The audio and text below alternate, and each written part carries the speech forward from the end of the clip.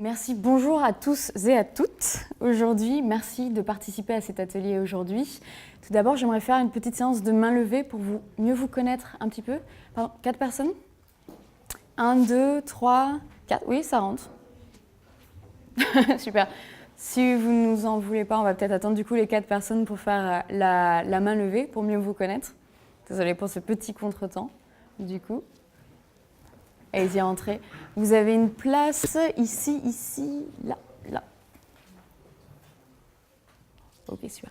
On va être combien du coup? On sera en complet finalement. Ok. Petit point d'ailleurs sur la séance d'aujourd'hui, vous avez remarqué, on est filmé. Donc n'hésitez pas, cette séance elle est à vous. Vous avez le droit aussi de filmer en retour et de prendre des photos si vous voulez. Cette séance est à vous. Je pense qu'on peut commencer. Ok, super. Donc pour la première question, j'aimerais savoir qui parmi vous n'a jamais testé la réalité virtuelle? Jamais. Ah, intéressant. Ok. Deuxième question, qui parmi vous a déjà travaillé avec la réalité virtuelle et voudrait aller un peu plus loin, a déjà fait des projets en réalité virtuelle? Oui. Et troisième question, qui parmi vous voudrait se lancer dans un premier projet de réalité virtuelle?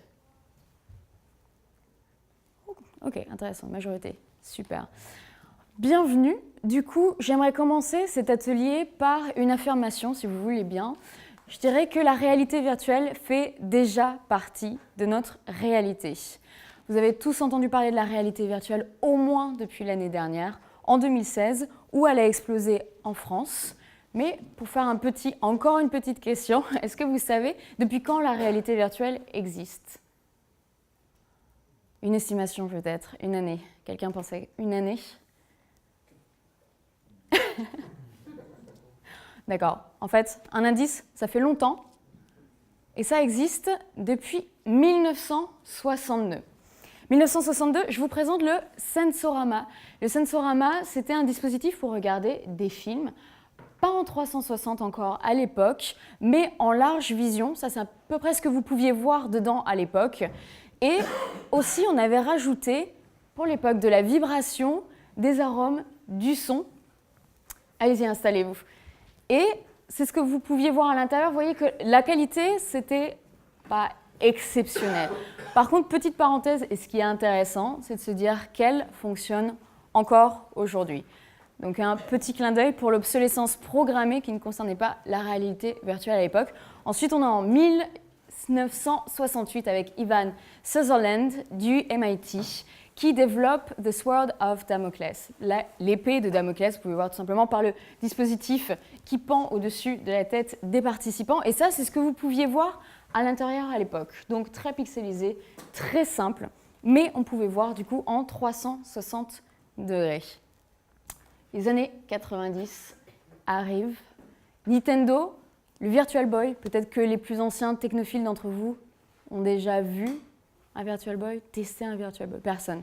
Personne n'a jamais vu. Ok, bah alors ça, c'est ce que vous pouviez voir à l'intérieur du Virtual Boy. Donc c'est encore des graphiques qui sont pas très évolués. Et on va dire que pourquoi ça n'a pas pris à l'époque, c'est que ça nous rendait malades. Et autre chose, je pense aussi qu'avec vu la position dans laquelle on jouait, au bout d'un moment, on risquait d'avoir sacrément mal au cervical. Et les casques étaient également très lourds. On arrive en 2014. En 2014, Mark Zuckerberg, monsieur Facebook, rachète Oculus pour 2 milliards de dollars. 2,1 milliards de dollars pour être tout à fait exact. Et ça, c'est le moment qu'on attendait tous dans la réalité virtuelle pour sortir de l'hiver de la réalité virtuelle et recommencer à développer. Aujourd'hui, ce qu'on peut voir en réalité virtuelle, c'est plutôt ça. Ça, ce sont des images satellites très haute définition que vous pouvez visiter en réalité virtuelle grâce à un HTC Vive. Visiter au sens physique du terme, puisque vous allez pouvoir vous déplacer à travers les images satellites qui ont été reconstruites, même entre les immeubles. Alors évidemment, ça ne marche pas avec tous les pays comme Google Earth. Ceux qui sont déjà allés sur Google Earth savent que certains pays, comme par exemple la Corée du Nord, ne sont pas accessibles en très haute définition, mais ça ne change pas. Ça ne change pas sur Google Earth VR, mais en revanche, pour tout le reste, c'est vraiment bluffant. On parle de prendre un petit peu de la hauteur, on parle d'images satellites. J'aimerais tout de suite vous inviter à faire un petit voyage avec moi pour bien commencer cet atelier. et je vais vous amener dans la stratosphère, si vous le voulez bien. On va vous équiper de casques de réalité virtuelle et on va pouvoir avoir vos retours sur cette expérience très rapidement. Donc tout le monde a déjà testé la réalité virtuelle, c'est ça? Ok. Alors si on devait mettre quelques mots sur ces expériences, en attendant que tout le monde revienne, votre rapport à l'immersion, comment c'était? Qu'est-ce que vous avez ressenti? Est-ce que vous avez oublié où vous étiez? Très réaliste. Vertige quand on regarde en l'air, je sais pas, le vertige, on retrouve bien là. Sensible au vertige. J'ai pas du tout eu le vertige. Pas du tout eu le vertige. Quelqu'un a cherché ses jambes? Ah non. Ok. Ça dépend des utilisateurs aussi. C'est vrai. Surtout au niveau du vertige, alors ça c'est intéressant. C'est toujours intéressant de voir comment les personnes qui ont le vertige normalement, qui a le vertige normalement dans cette salle? Voilà, et comment ils l'ont ressenti. Donc vous avez eu le vertige en regardant le même, exactement le même, et vous pas du tout. D'accord. Alors c'est vrai qu'on a une différence. Quand on est en immersion totale, on va en parler tout à l'heure, en fait, le corps ne fait pas forcément de différence entre la réalité virtuelle et la réalité réelle. C'est-à-dire que là, on est assis, c'est gentil, ça monte doucement. Effectivement, si c'est quelque chose d'un petit peu trop intense émotionnellement, on a vu des personnes se mettre à quatre pattes, on a vu des personnes tomber, on a vu aussi des personnes s'évanouir. Mais on va revenir dessus tout à l'heure et on va expliquer pourquoi c'est possible. On est presque terminé, presque tout le monde est revenu. Bonjour.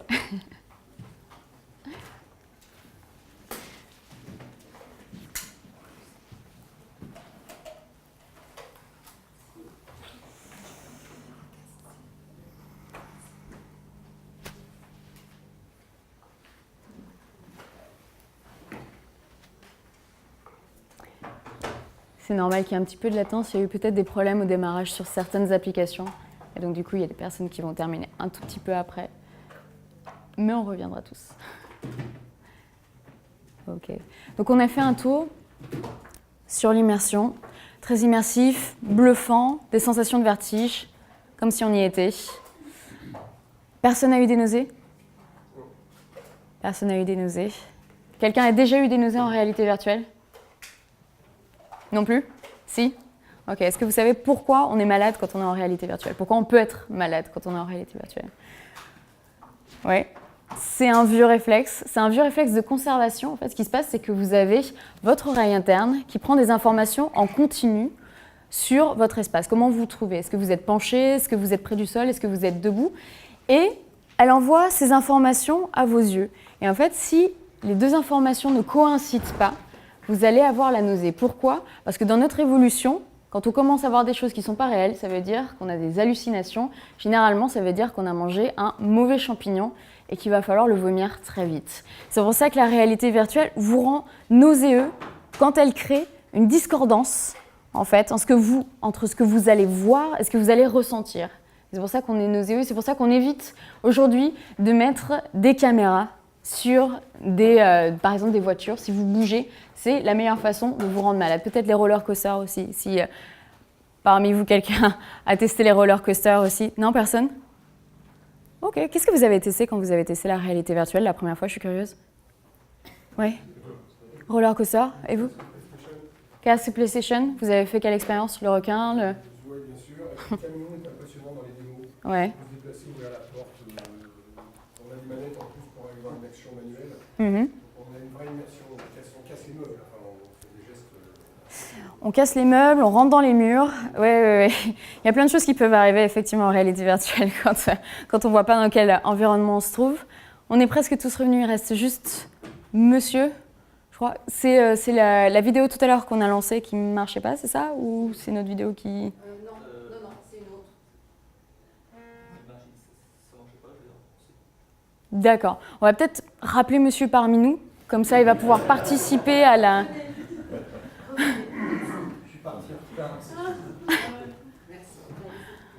Bienvenue. Si vous voulez faire l'expérience en entière, on pourra, je vous le fais à la fin de l'atelier sans souci. Du coup, on peut... C'est la musique que vous avez eue dans les casques tout à l'heure. Donc, re-bienvenue parmi nous. Maintenant qu'on est redescendu sur Terre, on va pouvoir parler de quelque chose qui est un peu plus terre à terre. À quoi ressemble le marché de la réalité virtuelle?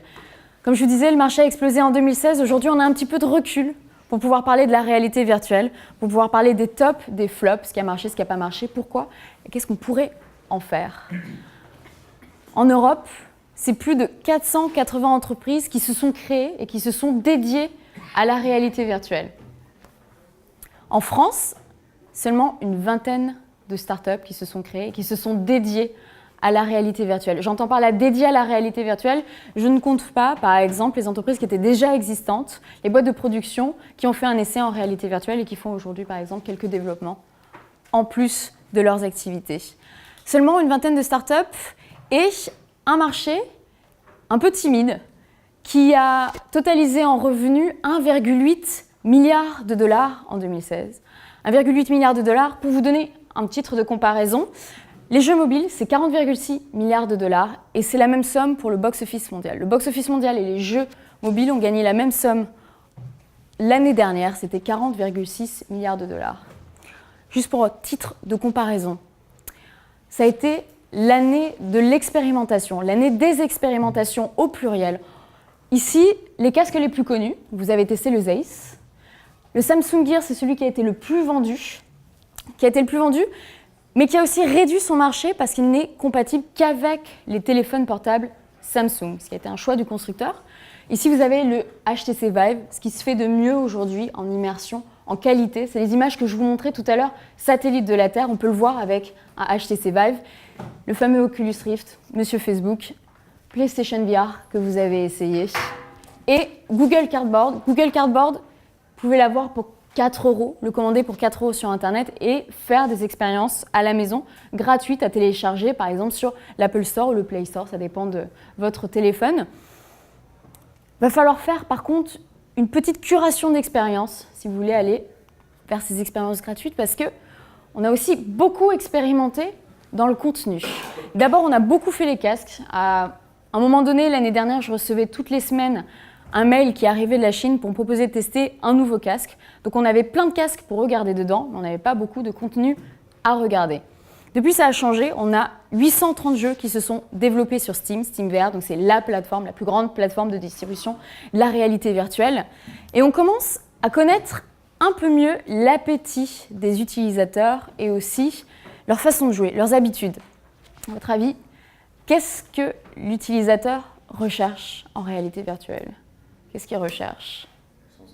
Des sensations nouvelles, des sensations fortes aussi, surtout. De nouvelles sensations, des réalités qu'ils n'auraient pas pu visiter autrement. Exactement, tout ça, mais aussi la qualité. Ils cherchent la qualité plutôt que la quantité. Pourquoi? Parce qu'environ 7 minutes seulement sont passées dans un jeu de réalité virtuelle. 7 minutes, c'est rien, 7 minutes. En réalité, on descend même plutôt à 5 minutes de temps de présence en immersion, selon les dernières statistiques de Steam VR dont je vous parlais. À 44%, ce sont des jeux qui sont téléchargés et qui sont joués en réalité virtuelle. Presque la moitié des utilisateurs va au jeu, mais c'est aussi parce qu'on ne leur propose pas grand-chose d'autre. La réalité virtuelle est allée tout de suite vers le jeu, est allée tout de suite vers l'entertainment et aussi tout de suite vers le porno. C'est-à-dire les 3 early adopters, les 3 premiers qui s'intéressent aux nouvelles technologies, c'est le porno, l'entertainment et le game. On leur doit beaucoup aujourd'hui, ils ont fait des avancées technologiques dont on ne partira pas forcément toutes aujourd'hui, mais ça vous montre aussi qu'il y a un problème sur le marché en fait, il y a un problème de diversité. On parlait de sensations fortes, on parlait de roller coaster, vous avez fait un roller coaster. On vient de faire un petit tour. En général, ça remue aussi les boyaux. Et on a aussi ce qui est sorti cette année, excusez-moi, sur PlayStation VR. Et ça, c'est le dernier Resident Evil. Resident Evil 7 en réalité virtuelle. Et donc dans ce jeu, vous avez une madame, je suis désolée, je vous le repasse, qui vous agresse au couteau. Bon, comme vous l'avez vu, comme vous le savez, comme vous l'avez expérimenté, en réalité virtuelle, vous êtes à la première personne. Et tout ce qui va vous arriver vous touche personnellement. C'est pour ça que peut-être si vous avez testé cette expérience avec le requin sur PlayStation, vous avez dû vous tenir à votre siège, vous avez eu peur de vous faire attaquer par ce requin. Peut-être que vous pouvez en témoigner. Oui. Vous avez eu des réflexes vitaux qui vous ont dit « Ah !» On a beau savoir que c'est de la réalité virtuelle, on a malgré tout des réflexes de survie. Très bon point. En fait, notre cerveau n'a pas évolué pour connaître la réalité virtuelle. Moi, ça fait 1 an et demi que je mets des casques. 1 an et demi plus tard, je suis toujours en immersion. Je n'arrive pas à me persuader que ce n'est pas la réalité. Pourquoi ? Parce qu'on peut faire croire ce qu'on veut au cerveau. On peut faire croire ce qu'on veut au cerveau. Je ne parle pas forcément de manipulation ici, je parle juste de votre fonctionnement, à vous et à moi. Comment fonctionne notre cerveau ? À chaque seconde qui passe, 1/3 de sa capacité est dédiée à traiter la vision. Chaque seconde qui passe, 1/3 de votre cerveau est en train de traiter des stimuli visuels. Nous sommes des créatures qui sont profondément visuelles. C'est notre voie d'accès préférée au monde. Donc forcément, quand vous mettez un casque sur un cerveau, si on peut le dire comme ça, il y a de fortes chances qu'il commence à croire que c'est la réalité. Et si en plus vous ajoutez des sensations supplémentaires, comme par exemple la vibration, l'odeur, le vent, peut-être que vous avez vu aussi ces expériences-là qui vous mettent très haut sur une petite poutre, on vous envoie des ventilateurs dans le visage et on va vous demander de dépasser votre peur du vide. Et là, tout à l'heure, quand je vous disais qu'il y a des gens qui s'évanouissent, qu'il y a des gens qui tombent par terre, c'est vrai. On a mesuré les réactions de la peur. Les gens qui commencent à transpirer, les gens qui se mettent à 4 pattes. On a ces réactions physiques primordiales de ce réflexe en fait, de survie, de conservation dont vous parliez tout à l'heure. En fait, c'est un bon réflexe. C'est un bon réflexe, sauf que ça donne parfois de mauvaises expériences en réalité virtuelle. Mais je vous dis qu'on est capable de traumatiser, ça veut dire qu'on est aussi capable de guérir. On est aussi capable de réparer en utilisant le pouvoir de l'immersion justement sur le cerveau. PTSD, peut-être que vous avez entendu parler des chocs post-traumatiques. Les chocs post-traumatiques, par exemple, on va prendre un exemple courant qui est traité depuis des années, ça va être les vétérans de guerre. Vous revenez du front, vous avez vécu des choses que vous ne pouvez pas partager avec votre famille, des choses qui vous suivent la nuit, qui reviennent la journée vous hanter. Ce qu'on va faire, c'est qu'avec l'aide d'un thérapeute, on va reconstruire les scènes qui vous ont traumatisé. Et on va aller jusqu'à un très haut degré de fidélité, c'est-à-dire qu'on va vous mettre une arme entre les mains, factice, mais qui ressemble à celle que vous avez utilisée. S'il y a une explosion, on va faire vibrer le sol. S'il y a des odeurs de poudre, on va les amener jusqu'à vous. Et grâce à ce stratagème, on va réveiller le trauma qui est en vous. Pourquoi il faut réveiller le trauma ?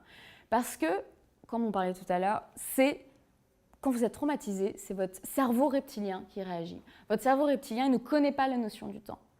Donc quand votre cerveau reptilien a été choqué, quand vous êtes en état de choc, il faut pouvoir aller dialoguer avec lui et lui dire « c'est terminé ». Sinon, c'est très difficile de sortir du traumatisme. Donc ce qu'on va faire, c'est qu'on va rappeler le traumatisme et on va lui parler. On va utiliser la thérapie, on va parler de ce traumatisme et à ce moment-là, on va réussir à adresser le problème et à calmer ces traumatismes. On joue aussi sur la phobie. Ça a à voir avec le MDR, qui consiste à revoir son traumatisme aussi en thérapie. Le mouvement des yeux, par exemple ? Alors, ce n'est pas ce qui est utilisé, en particulier dans cette thérapie, ce qu'on appelle exposure therapy. C'est-à-dire qu'on vous expose à une scène traumatique pour pouvoir la retraiter. Comme on n'a pas eu en fait accès à une première aide, parce qu'on a les premières aides médicalisées, quand on se fait un bobo, on sait comment fonctionner, on va mettre un bandage, on va désinfecter, etc. Par contre, quand c'est le cerveau qui est traumatisé, on n'a pas le first aid kit émotionnel. Et donc, il va falloir revenir sur ce traumatisme s'il n'a pas été traité pour pouvoir le guérir. On parle aussi de phobie. Donc, ce qui est intéressant avec la réalité virtuelle, c'est que vous pouvez jauger tous les paramètres. Vous pouvez créer un monde virtuel et décider de l'intensité, par exemple, de la peur, l'intensité de la phobie que vous voulez traiter. Par exemple, on va prendre les animaux. Je suis arachnophobe. En réalité virtuelle, ce qu'on peut faire, c'est qu'on peut mettre en relation avec une toute petite araignée, une minuscule araignée, presque transparente, et puis petit à petit, quand je m'habitue et quand je prends la confiance avec ma phobie, on va me mettre en relation avec des araignées de plus en plus grosses, de plus en plus velues, de plus en plus exotiques. Et je vais traiter ma phobie de la même manière par l'exposition en fait à mes peurs, en confrontant mes peurs. Et je peux jauger en fait. Donc je ne vais pas me retrouver à 4 pattes et m'évanouir parce que j'aurais déterminé avant avec mon thérapeute ce que je peux vraiment supporter. Donc c'est vraiment quelque chose, c'est un accompagnement. Réhabilitation AVC, on reviendra dessus. Rééducation physique, autisme également. Je parle d'autisme ici parce qu'on peut entraîner des personnes contre leur phobie sociale. Par exemple, vous avez certaines personnes qui font partie du spectre autistique qui ont beaucoup de difficultés à reconnaître les émotions sur des visages. Et en fait, en réalité virtuelle, vous allez pouvoir avoir autant de personnages que vous voulez et les mettre en relation avec eux autant de temps que vous voulez et choisir les différentes réponses émotionnelles qu'ils vont renvoyer. Par exemple, tout ça pour vous dire qu'on peut vraiment manipuler la réalité virtuelle pour en faire un monde sur mesure pour vos besoins. Est-ce que ça veut dire que ça peut, à l'inverse, aussi préparer à des choses moins réjouissantes? Oui. À des situations de stress intense, de violence. Je pense à des militaires qui peuvent être formés avec ça. Les militaires utilisent déjà, effectivement, la réalité virtuelle. C'est une très bonne remarque. Ouais. Mais est-ce qu'on peut les préparer? Oui, en amont, effectivement. Il y a des simulations en amont.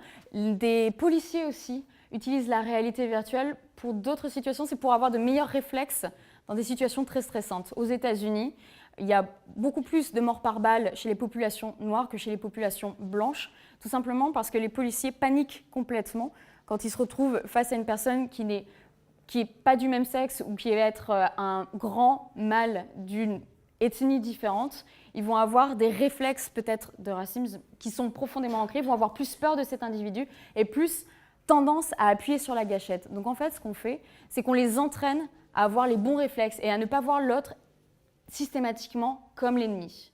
Donc effectivement, on les prépare à ces situations de violence, à avoir de meilleurs réflexes. En termes de violence, par exemple, on peut parler aussi de peur de parler en public, par exemple. C'est une violence qui est faite à soi-même. C'est vrai, c'est débile en fait de venir en face de vous 20 personnes et de s'exposer, d'être complètement vulnérable à vous en fait. On peut s'entraîner en réalité virtuelle, ça s'appelle Virtual Speech VR, et vous vous retrouvez face à une salle. Vous pouvez aussi changer les paramètres, c'est-à-dire que la salle peut s'endormir, tout le monde est sur son portable, les gens se lèvent, s'en vont, et vous continuez à parler. Très bon exercice. Ici, c'est une expérience qui a été menée en 1996. Pourquoi je vous montre cette expérience? Pour revenir sur le pouvoir de l'immersion. Tout à l'heure, on disait qu'un tiers du cerveau était occupé par la vision quand vous étiez en réalité virtuelle et dans le monde réel.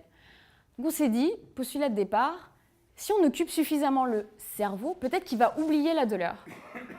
C'est ce qu'on a fait.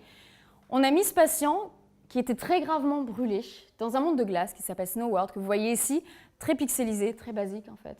Ce n'est pas du tout la qualité que vous avez testée tout à l'heure. Et pourtant, même avec ce niveau de résolution, ça suffit à distraire le cerveau de la réalité. Ce que vous voyez ici, c'est le cerveau sans réalité virtuelle. Le jaune, c'est la douleur la plus intense. Ce que vous voyez ici, c'est le cerveau avec la réalité virtuelle. Je tiens à préciser qu'on n'utilise pas de morphine ici.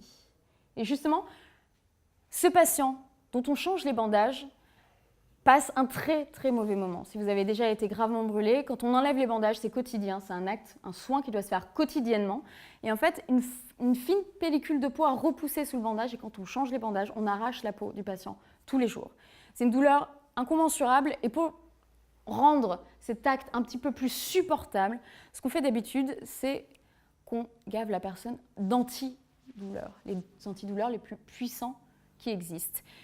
Et on s'est rendu compte que la réalité virtuelle était plus efficace que la morphine pour changer les bandages de ces patients. Plus efficace que la morphine, pourquoi? Parce que la douleur est une information. La douleur est une information qui part de vos nerfs, qui remonte au cerveau. Et si le cerveau est subjugué, si le cerveau a trop d'informations à gérer en même temps, il ne va pas s'intéresser à la douleur en premier. Parce que ce n'est pas ça qui est le plus important pour lui tout de suite, c'est la réalité, la situation dans laquelle il se trouve. C'est la raison pour laquelle, si vous vous cassez un bras, un pied, une cheville, et que vous continuez à courir parce que vous devez sortir d'une situation, vous n'allez pas avoir mal tout de suite, vous allez avoir mal plus tard. Est-ce qu'il y a accoutumance aussi dans ce genre de situation? Accoutumance à la réalité virtuelle? Oui, est-ce que c'est moins efficace au bout de 10 séances? Alors, je n'ai pas de données sur l'accoutumance de la réalité virtuelle, j'ai des données sur les douleurs chroniques.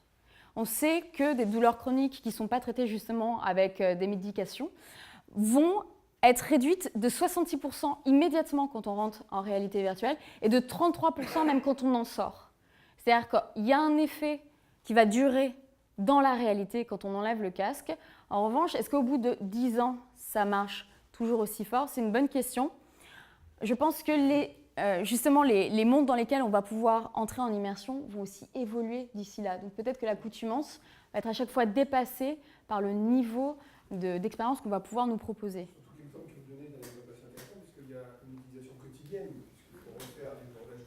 Est-ce qu'on finit au bout d'une semaine, 10 jours, est-ce que le cerveau finit par dire « Ah, t'es bien gentil, mais voilà. » C'est une très très bonne question. Comme je vous disais tout à l'heure, ça fait 1 an et demi que je mets des casques sur ma tête et je vois toujours pas la différence. Donc, avec 1 an et demi de recul sur la réalité virtuelle en utilisation personnelle, je vois toujours pas la différence. Il faut juste émettre par contre une petite réserve sur ce que je veux dire. Par exemple, j'ai des amis qui sont photographes et qui ont beaucoup plus de mal à rentrer en immersion. Pourquoi ? Parce qu'ils sont habitués à composer l'espace. Ils sont habitués à voir plus large que nous et plus en profondeur. Et donc en fait, ils sont dans l'intellectualisation de l'image. Mais c'est exactement la même chose avec un musicien. Un musicien professionnel ne va pas se laisser aller sur une mélodie comme vous le faites parce qu'il va écouter la technique. Là, c'est la même chose. Quand on écoute la technique du visuel, on rentre moins dans l'immersion. Donc peut-être un petit bémol sur les photographes, en effet. On est capable de se projeter dans une physicalité virtuelle. On est capable d'abandonner le monde réel pour habiter un monde virtuel, pour le prendre pour sa réalité. Est-ce que vous avez déjà entendu parler du Rubber Hand Illusion ? Ça vous dit quelque chose ? Rubber Hand Illusion. Cette personne n'a pas 3 bras, je vous rassure tout de suite. Ceci est un vrai bras et ceci est un bras en plastique. Ce qu'on va faire, c'est qu'on va poser les 2 bras sur la table ou le vrai bras, par exemple, en dessous de la table pour le cacher à la personne et on va exercer un stimuli de façon synchrone. Donc on va caresser les doigts de la personne sur le vrai bras et sur le faux bras qu'elle garde en vision. Ce qui est important, c'est qu'elle regarde son faux bras. Et au bout d'un moment, ça va très vite, au bout de 2 minutes, si votre faux bras est caressé exactement comme votre vrai bras, ça concorde et votre cerveau décide que votre faux bras, c'est votre vrai bras. Et ça marche, ce qui est intéressant, c'est que ça marche avec n'importe quelle couleur de bras. C'est-à-dire qu'on peut mettre un bras noir et je vais aussi habiter ce bras. Pour vous donner une petite donnée supplémentaire qui est intéressante, quand on rentre en synchronicité avec un faux membre et que votre membre est caché, ce qui va se passer au bout d'un moment, c'est que votre sang va quitter votre vrai membre. Vous allez délaisser votre vrai membre pour aller habiter le faux membre, en théorie. Encore un peu plus loin, si vous restez trop longtemps en fait, dans cette synchronicité, ce qui va se passer, c'est que vous allez relâcher des histaminiques dans votre bras. Bon, les antihistaminiques, toutes les personnes qui ont des allergies parmi vous connaissent. Donc, c'est une réaction inflammatoire, c'est une réaction de rejet. Et en fait, là, ce qui se passe, c'est tout comme si on commençait à rejeter notre vrai bras en se disant « il n'est plus à nous, en fait ». Mon vrai bras, je le vois, parce que je suis une créature visuelle, je vois que mon vrai bras, c'est celui-ci, parce que je sens le stimuli et je vois que c'est lui qui est touché. C'est étrange parce que si elle ne voit pas son vrai bras, en fait, le cerveau n'a pas d'information pour dire quel est le mauvais, quel est le bon.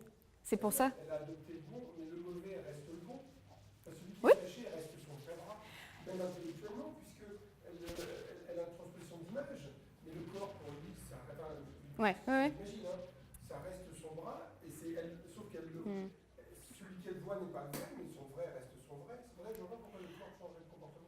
Parce qu'en fait, l'intelligence du corps peut être hackée. C'est-à-dire que si vous donnez cette information visuelle au corps, c'est mon bras, que les informations coïncident, on me touche mon bras, donc je ressens en fait ces sensations. Je ressens cette sensation, sauf qu'elle coïncide à un mouvement que je vois sur un faux bras. Et donc en fait, je réarrange ma réalité pour plaire à ce que je suis en train de regarder. Vous savez, je n'y crois pas tant que je ne l'ai pas vu. C'est la même chose. Quand je le vois, j'y crois. C'est le secret. C'est ça. Les gens amputés d'ailleurs se plaignent souvent de dimension.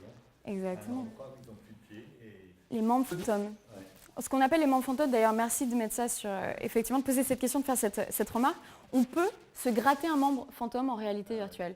C'est une des applications. C'est-à-dire que les personnes qui souffrent de ces douleurs dans un membre qui a été perdu, on leur propose de voir une élongation en fait, du membre pour reprendre la place initiale du membre qui a été perdu. Et cette personne peut se gratter en réalité virtuelle et ça la soulage dans la réalité réelle. On pourrait en réalité augmenter rajouter un membre à un outil alors. Tout à fait. Il a parlé de réalité augmentée. On a parlé de réalité augmentée. Est-ce que c'est important de faire le point entre réalité augmentée et réalité virtuelle ici ? Oui, ok. Alors, réalité virtuelle, vous étiez dans la réalité virtuelle, vous étiez dans une réalité complètement différente de ce monde-là. Vous ne voyez plus le monde en fait. Vous habitez un monde qui a été conçu de toutes pièces. Réalité augmentée, vous voyez la réalité qui est au-dessus de vous. Simplement, on va rajouter des informations virtuelles. C'est comme si au-dessus de vous, je vous voyais, mais je voyais aussi une petite bulle avec des informations qui venaient au-dessus de vous. C'est la différence. Du coup, merci d'avoir soulevé la question. Je vais vous montrer un exemple d'habitation du corps virtuel. Cette personne était paraplégique, ses jambes ne marchaient plus du tout et elle a pu remarcher grâce à la réalité virtuelle. Ce qu'on a fait, c'est qu'on a recréé ses jambes en virtuel. Donc la personne regarde ses jambes, voit ses jambes en lieu et place. Et ces jambes ont été contrôlées par les ondes cérébrales de la personne. En fait, la partie motrice qui contrôle vos jambes ne disparaît pas de votre cerveau quand vous perdez l'usage de vos jambes. Donc ce qu'on a fait, c'est qu'on a écouté le cerveau de cette personne et quand le cerveau disait « je marche, je lève la jambe », son double virtuel exécutait la commande. Au bout d'un moment, ce qui s'est passé, c'est que ce patient s'est vu marcher. On dit au cerveau « je marche, je marche, je marche » et ses nerfs se sont reconnectés. Je ne dis pas que c'est un miracle, c'est-à-dire que ça ne pourra pas marcher sur tous les cas, mais ce patient était considéré comme un patient perdu, un patient qui ne marcherait plus jamais, et aujourd'hui, il a été reclassé comme partiellement paralysé. Il peut bouger ses jambes de lui-même. Se voir, c'est se préparer à faire. Pourquoi ? C'est ce que Vilayanur Ramachandran, neuroscientiste, appelle les neurones Gandhi. Ce sont les neurones miroirs. Qui a déjà entendu parler des neurones miroirs ici ? Neurones miroirs. Ok, je vous invite à voir ce TED qui est très intéressant. Je peux vous en dire une partie là maintenant, ici tout de suite. Les neurones miroirs, c'est une partie que vous avez à l'avant de votre cerveau et qui va s'activer à chaque fois que vous regardez quelqu'un faire une action. Pourquoi ? Parce que vous vous préparez à réaliser la même action. Vous regardez un tuto, vous regardez quelqu'un faire du feu, vous allez pouvoir reproduire ces gestes, vous allez pouvoir traduire ces gestes dans votre propre réalité et tenter de les faire vous-même. C'est comme ça que les enfants apprennent. Monkey see, monkey do. Ils vous regardent faire et ils vont reproduire vos gestes pour apprendre. C'est à ça que servent les neurones miroirs. Du coup, notre principale ressource, c'est l'attention. C'est notre ressource qui a le plus de valeur pour vous, mais aussi pour nous en réalité virtuelle. Et nous devons y faire attention. Si chaque seconde qui passe est capable de modeler votre cerveau, ça veut dire que chaque jour qui passe, votre cerveau est un nouveau cerveau à la fin de la journée. 60% de votre cerveau a créé de nouvelles connexions. 60% de votre cerveau a créé de nouvelles connexions. C'est-à-dire qu'à la fin de la journée, vous êtes déjà un peu une nouvelle personne. La plasticité du cerveau est incroyable, on l'a découvert il n'y a pas longtemps. On pensait que ça s'arrêtait à 25 ans et qu'à partir de 25 ans, le cerveau arrêtait d'être plastique. Et en fait, ce n'est pas vrai. On continue à créer des neurones toute notre vie, à les entretenir, à faire de nouvelles connexions. Notre source, c'est l'attention. Et la question qui se pose, c'est où est-ce qu'on va poser cette attention ? En 2025, le marché de la réalité virtuelle devrait peser 80 milliards de dollars, c'est-à-dire le double du marché du jeu vidéo mobile aujourd'hui et le double du box-office mondial. 80 milliards de dollars d'ici 2025. Ça veut dire que plus que jamais aujourd'hui, chaque euro qui va être insufflé dans cette industrie va modéliser la nouvelle ère culturelle de demain. Où vous allez poser votre attention va déterminer l'ère culturelle où nous nous trouverons d'ici 25-30 ans. Donc c'est important de choisir. C'est important de choisir les images avec lesquelles on va se mettre en relation. C'est important de choisir les images qu'on va mettre en avant dans ce monde. Je vous donne un petit exemple. Ici, on est sur un jeu de réalité virtuelle où, vous ne le voyez pas, mais il est en train de courir pour manger des donuts qui sont tombés par terre. Excusez-moi. Je ne sais pas pourquoi, j'étais en... Pardon. Donc ce que vous voyez, c'est cette personne qui court pour manger des donuts qui sont tombés par terre. C'est un proof of concept. C'est un petit jeu qui a été réalisé pour le Laval Virtual l'année dernière.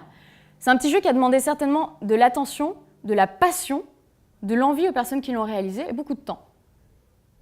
Et la question que je pose aujourd'hui, c'est est-ce qu'on a envie de continuer à créer du jeu vidéo qui vont être délaissés très rapidement par les utilisateurs ? Est-ce qu'on a envie de continuer à poser notre attention, notre énergie, notre créativité dans cette voie-là ?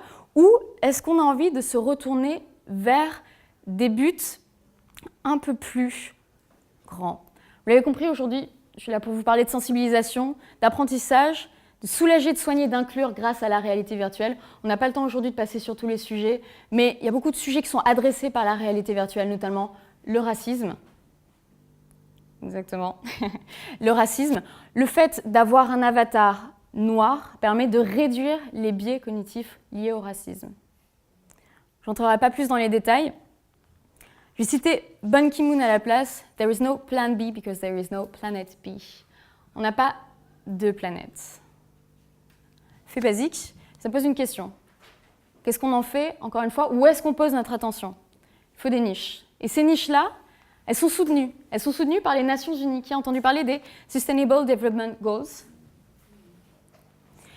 C'est une initiative qui a été créée en 2015 par les Nations Unies. Et ils ont fixé 17 buts à atteindre en 15 ans. Ça va de mettre fin à la pauvreté et à la faim dans le monde à mettre fin à tous les conflits armés. 15 ans pour remplir tous ces objectifs. 15 ans, c'est pas beaucoup, ça laisse aussi un peu de temps quand même. Derrière cette initiative, il y a beaucoup de moyens qui sont alloués.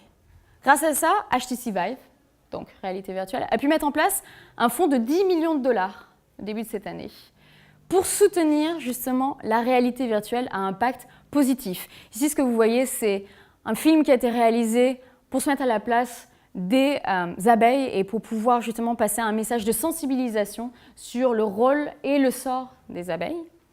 Space VR, donc là vous avez la chance de voir la planète Terre de l'extérieur, ce que vous pourriez vivre aussi, avec quelques expériences qui sont gratuites aussi, qui sont disponibles sur Samsung Gear ou HTC avec le Google Earth dont nous parlions tout à l'heure.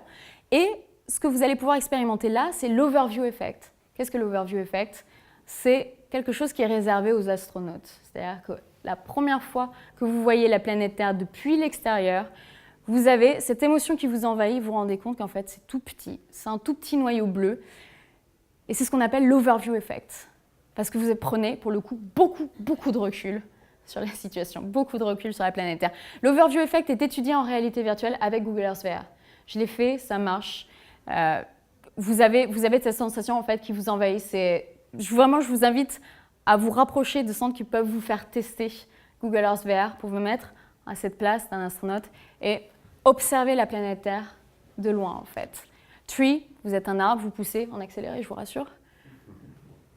Je voudrais faire un petit point sur la science citoyenne. Parce qu'on a tendance à séparer la recherche de l'entreprise. Et pourtant, il y a des exemples qui montrent que ça marche. Ici, Sea Hero VR. C'est d'abord un jeu qui est sorti sur mobile. D'accord ? Et maintenant, il est passé à la réalité virtuelle. Ce jeu, vous êtes un navigateur et vous devez vous sortir de situations sur des maps, vous rencontrez des monstres marins, etc. Et ce qui se passe vraiment quand vous jouez, c'est qu'on va étudier à la loupe toutes vos décisions. Le temps, si vous vous êtes perdu, comment vous réagissez, si vous reconnaissez la map, etc., etc. Et ce jeu qui est destiné à l'étude d'Alzheimer n'est pas joué que par des personnes d'Alzheimer. Elle est jouée aussi par des personnes saines, par des personnes en train de devenir malades, etc. Pourquoi ? Parce qu'avoir plus de données sur une maladie, c'est aussi comprendre ce qui n'est pas la maladie. Et grâce à toutes les données qu'on a pu récupérer sur Sea Hero VR, on a un équivalent de 12 000 ans de recherche en laboratoire, en termes de data, en termes de données, qui a pu être récupéré et qui va être étudié.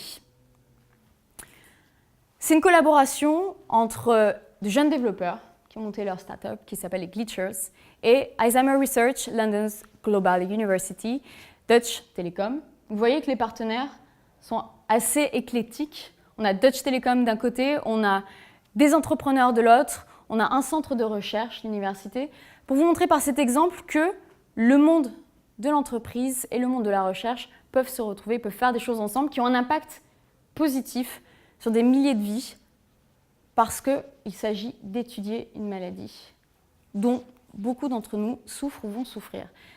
Information importante. D'ici 2022, les casques, la qualité de l'image pourrait passer à la 4K.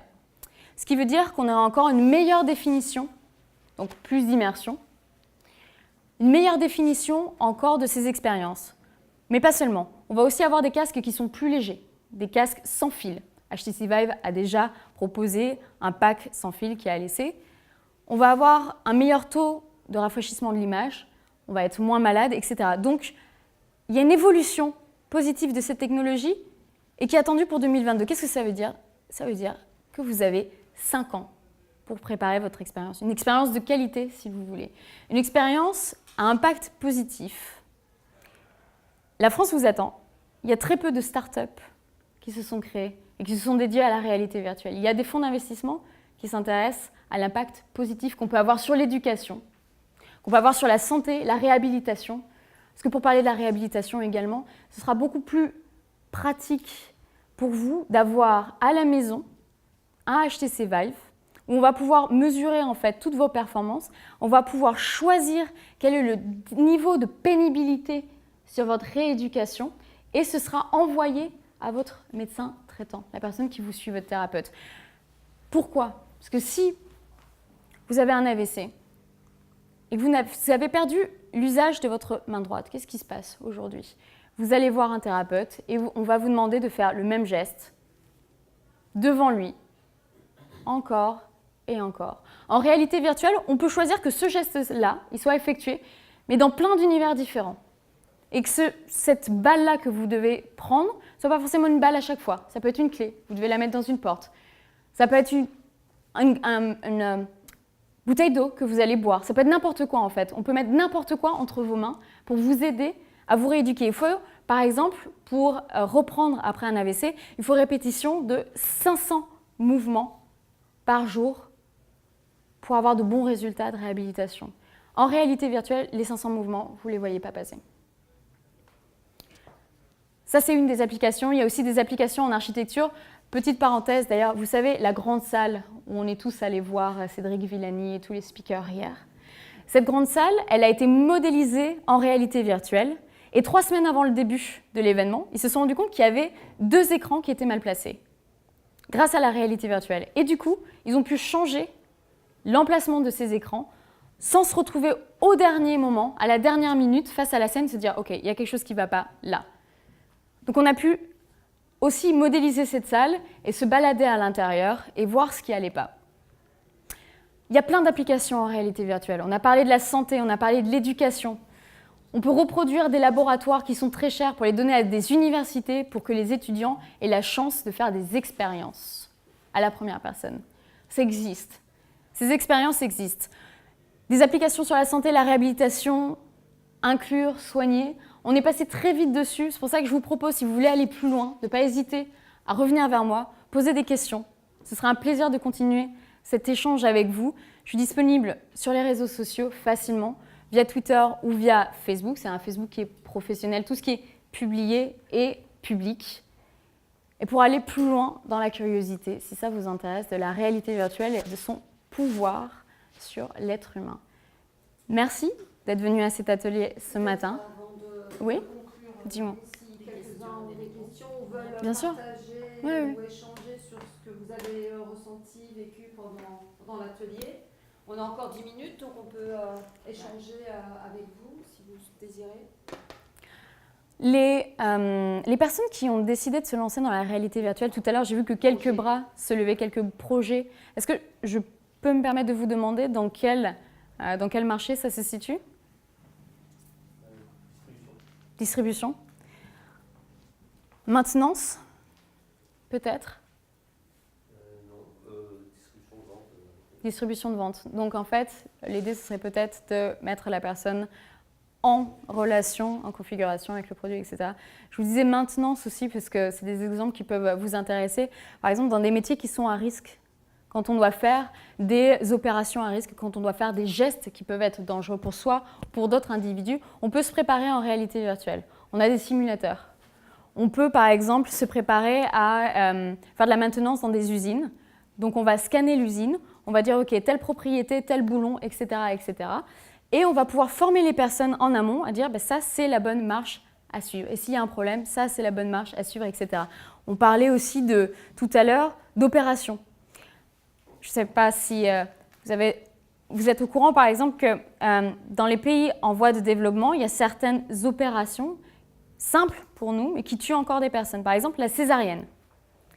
Une opération banale chez nous, mais qui tue encore beaucoup de femmes dans les pays en voie de développement.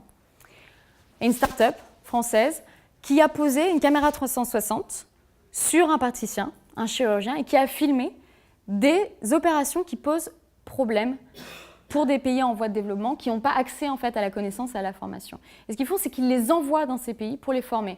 Donc, vous mettez le casque sur la tête et vous allez voir, par exemple, une opération à cœur ouvert. Et vous allez vous préparer à réaliser cette expérience parce que vous allez la voir, vous allez voir les gestes experts du praticien. Évidemment, si vous n'êtes pas praticien, il faut avoir le cœur accroché pour regarder ce genre d'expérience.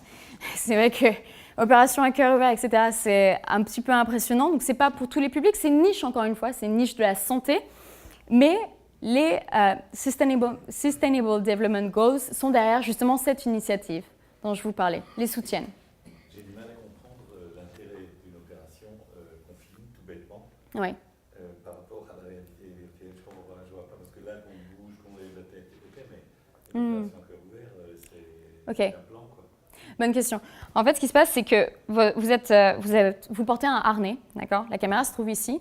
Et donc, une fois que vous portez le casque, vous êtes à la première personne. Vous êtes le praticien. Donc, vous allez voir vos bras virtuels performer, en fait, cette opération. Nous,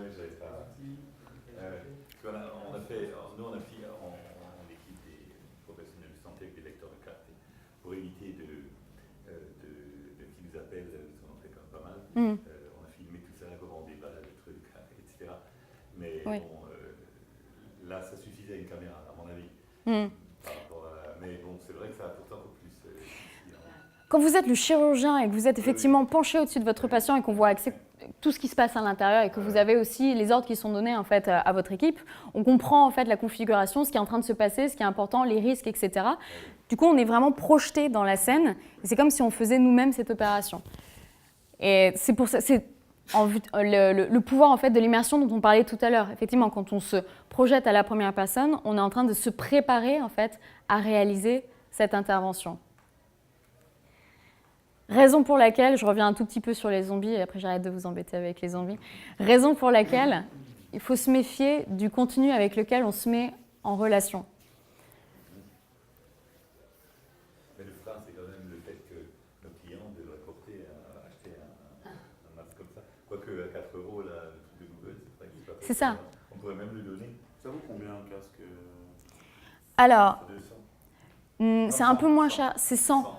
100 et vous avez des packs en fait avec forcément le dernier Samsung pour l'avoir un petit peu moins cher pour vendre plus de Samsung du coup puisque c'est le marché de Samsung, c'est Samsung Gear VR. On ne peut pas utiliser des applications de Google sur le casque Samsung. Alors, moi, si. Le casque Samsung, j'en ai acheté récemment. Oui. Avec Oculus, ça fonctionnait. Comme vous disiez que c'était Facebook. Oui. En fait, la question ça va pas être forcément du casque que vous utilisez, ça va être les applications en elles-mêmes. Par exemple, il y a des applications qui sont disponibles sur Samsung qui ne le sont pas sur Apple. C'est est-ce que ça a été rendu disponible ou pas? Parce qu'encore une fois, c'est une question de marché. Quand vous êtes développeur, vous allez aller vers le marché qui est le plus important. Vous allez développer pour Samsung parce que vous savez que ça va être vu, vous savez que ça va être utilisé, en fait. C'est surtout ça la question. C'est la problématique du marché, c'est que voilà, ça a été ouvert en grande pompe avec Samsung Gear. C'est vraiment le casque qui est le plus vendu aujourd'hui au monde. Ça a été ouvert en grande pompe, ça a été très développé dessus. Mais ça a été développé pour du jeu ou de l'entertainment, majoritairement. Tout à l'heure, on voyait en 360, c'est des caméras 360 là, qui étaient utilisées. Alors, pour l'exemple de l'opération ou juste ce que vous avez vu, ça c'est une caméra 360. C'est des GoPro en fait. C'est des GoPro qui ont été rassemblés pour créer une image 360. Ouais. Et les caméras sont aussi en train d'évoluer en fait. C'est-à-dire qu'on a une meilleure capture de l'image avec des objets qui sont de plus en plus petits. Je ne sais pas si vous avez déjà vu la Ricoh Theta. Elle est en 4K, c'est grand comme ça, et ça se tient à la main. Et vous avez un œil de chaque côté, et en fait, ça prend en 360 en 4K. Toujours en vidéo, ce sera moins impressionnant, tout simplement parce que 4K, ça finit avec 2K d'un côté, 2K de l'autre. Donc c'est pour ça qu'aujourd'hui, la définition... Oui. Vous aviez une question?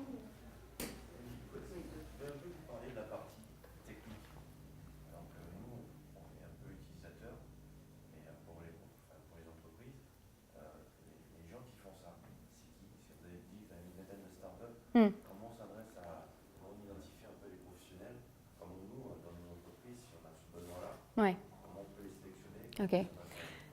Ils s'identifient comme des créateurs de contenu.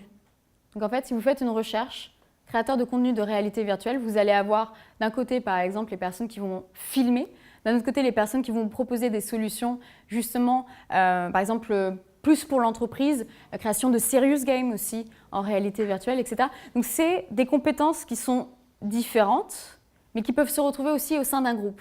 Par exemple, sur Paris, il existe des groupes qui font tout à la fois, en fait, qui vont vous proposer et la compétence pour créer un monde virtuel et la compétence pour filmer un monde réel en 360, le monter, etc.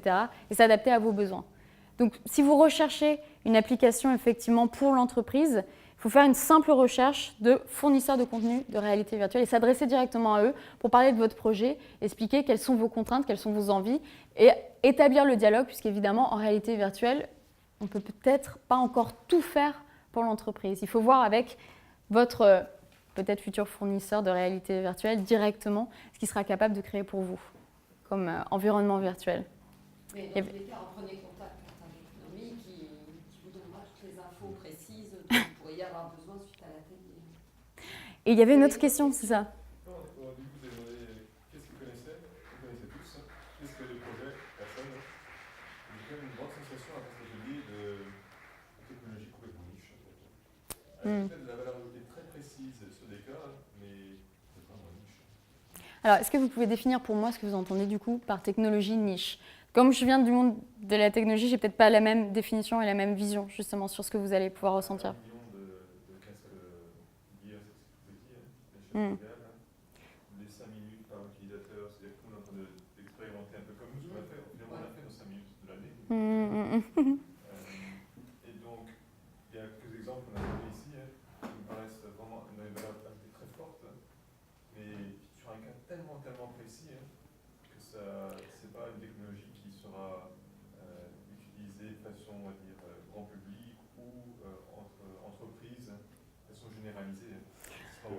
Alors, très précis. ce que j'entendais justement. Juste l'appréciation par rapport à ce que vous dites. D'accord. Je voulais juste, j'étais en train de me dire, je vois plein d'applications maintenant. C'est fou, vraiment. J'ai l'impression, j'étais en train de réfléchir justement dans mon entreprise ce qu'on pourrait faire et j'en vois plein. Bon. Au début, j'avais exactement une sensation.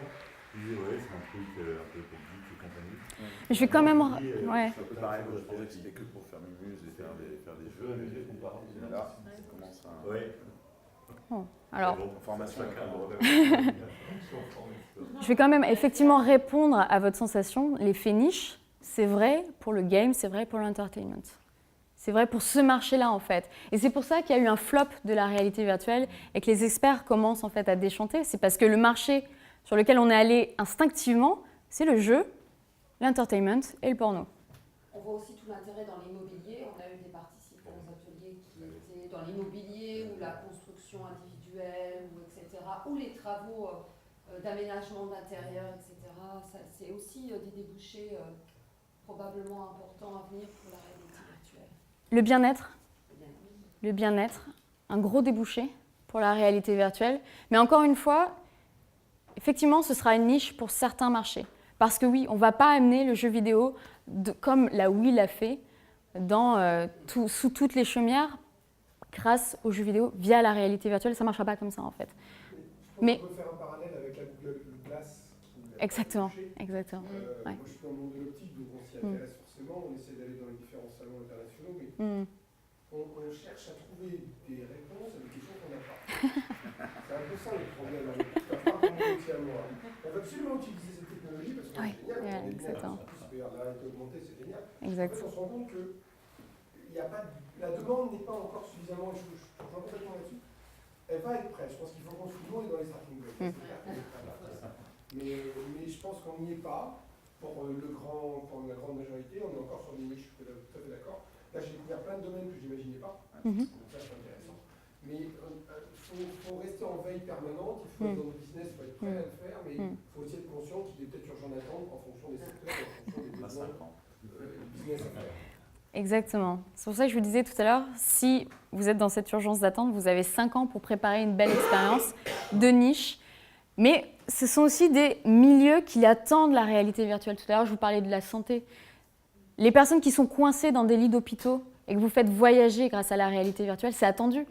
Les gamins qui sont soignés en chimiothérapie, que vous faites voyager, même en roller coaster, qui n'ont jamais l'occasion de faire ça, c'est attendu. Donc il y a quand même des attentes dans certains secteurs, effectivement de niche. Ça peut être plus rapide. Hein. Et ça peut être plus rapide, je suis d'accord. Un clip l'autre jour qui m'intéresse, c'est un clip justement qui se mélange sur le côté de la branche et qui nous donne, on a pour l'instant une petite zone, mais qui nous donne une partie de l'Apple Watch qui est repartie dessus. Ouais. On a même besoin de l'US3, on a l'écran sur la monture.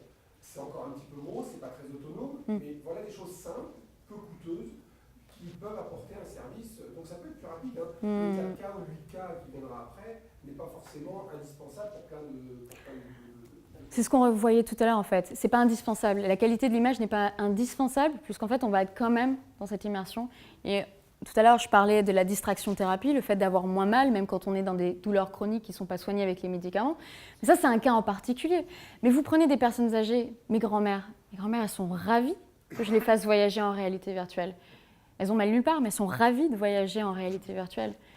Il y a cet échange en fait. On peut montrer ce qui se passe à l'autre bout du monde et être au centre de cette action. Le journalisme aussi, c'est une application dans la réalité virtuelle. Alors là, j'ai une réserve quand même, puisque aujourd'hui, toute image est manipulable. C'est-à-dire qu'on peut même dire n'importe quoi à n'importe qui. On a les algorithmes pour déformer votre visage et utiliser votre voix. Donc l'image, malheureusement, on est des créatures qui sont soumises à l'image, et cette image, de plus en plus, elle va devenir factice. Donc il y a aussi tout un travail autour de cette image d'éducation et d'éthique. C'est la raison pour laquelle, justement, je m'intéresse à ces sujets-là en particulier, parce que c'est, entre guillemets, une bonne excuse pour parler de l'humain, de comment il fonctionne, et essayer de comprendre un petit peu mieux à quoi on est soumis dans notre quotidien, en fait. Parce que la liberté de penser, la liberté de faire des choix éclairés, on sait que cette marge, aujourd'hui, elle est réduite, parce que les images auxquelles nous sommes confrontés, elles redéfinissent une grande partie de notre réalité. Et en fait, il faut être constamment en questionnement, constamment contre en fait, un certain type d'image pour ne pas rentrer en fait, dans cette normalisation. Et c'est pour ça qu'avec aujourd'hui la réalité virtuelle qui se répand, mais pas seulement tous les médias visuels qui se répandent, il faut d'autant plus s'éduquer à l'image, comprendre comment elle nous impacte pour faire des expériences de meilleure qualité et notamment en réalité virtuelle pour vraiment utiliser son pouvoir à bon escient et créer cette ère culturelle où on sort un peu plus si possible, du post-factuel. En tout cas, moi, c'est ce que j'espère. Merci, Normis. Merci à vous. Merci à vous. Merci à vous. Merci.